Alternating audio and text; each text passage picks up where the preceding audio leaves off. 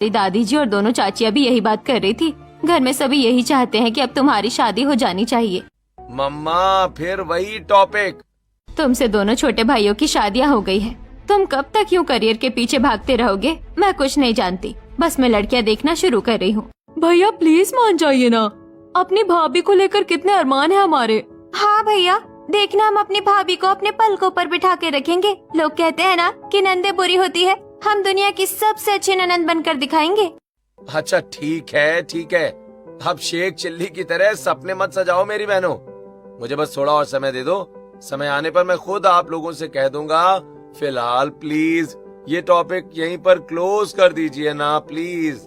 प्रियांशु को समझाकर तीनों अपने अपने कमरे में सोने चली जाती हैं। अगले दिन सुबह नाश्ते की टेबल पर फिर वही टॉपिक छिड़ जाता है।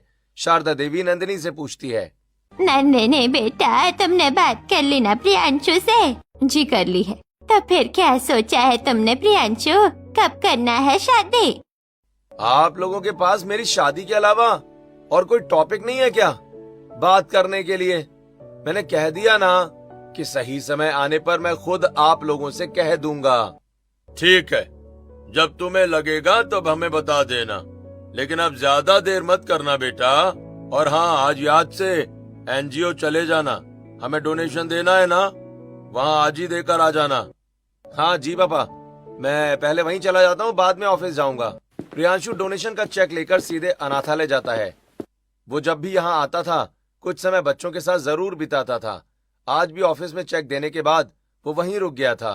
तभी उसकी नजर आंगन में चटाई बिछाकर बच्चों को खेल खेल में पढ़ा रही एक लड़की पर पड़ती है और वो वहाँ की मैनेजर से उसके बारे में पूछता है।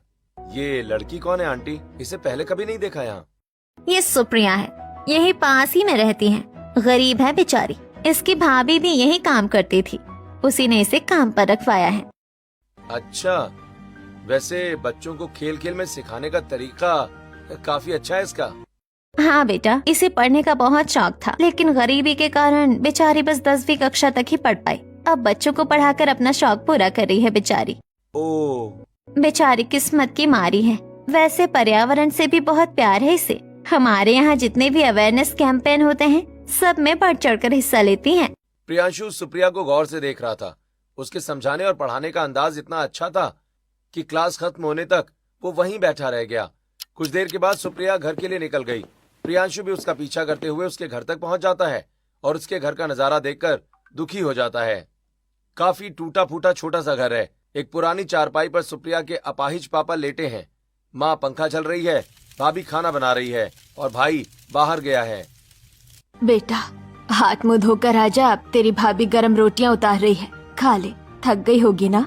वहाँ सब इतने प्यारे प्यारे बच्चे हैं ना मम्मी, उनके साथ ना तो समय का पता चलता है और ना ही थकावट का एहसास होता है। सुप्रिया अचार के साथ रोटी खा लेती है और नीचे जमीन पर चटाई बिछाकर चुपचाप लेट जाती है। प्रियांशु भी अपने घर लौट जाता है, लेकिन सुप्रिया की सादगी और सरलता ने उसके मन में जगह बना ली थी। अब वो हर दिन बच्चों से मिलने के बहाने अनाथालय जाने लगता है। सुप्रिया और उसमें थोड़ी बातचीत भी शुरू हो जाती है। एक दिन प्रियांशु उससे साफ साफ पूछ लेता है, सुप्रिया, मुझे लाग लपेट करके बातें करने की आदत नहीं है। मैं तुमसे सीधे सीधे पूछ लेता हूँ कि क्या तुम मुझसे शादी करोगी?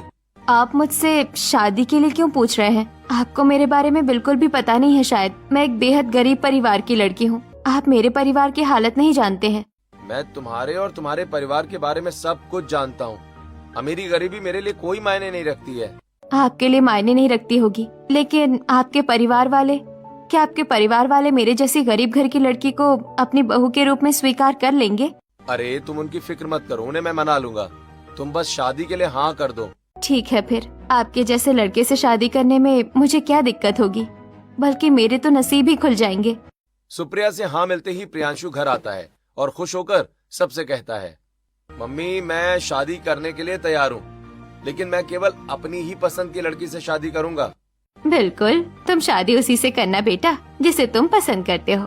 हम तुम पर ना तो अपनी पसंद थोपेंगे और ना ही तुम्हें अपनी पसंद से शादी करने के लिए मजबूर करेंगे।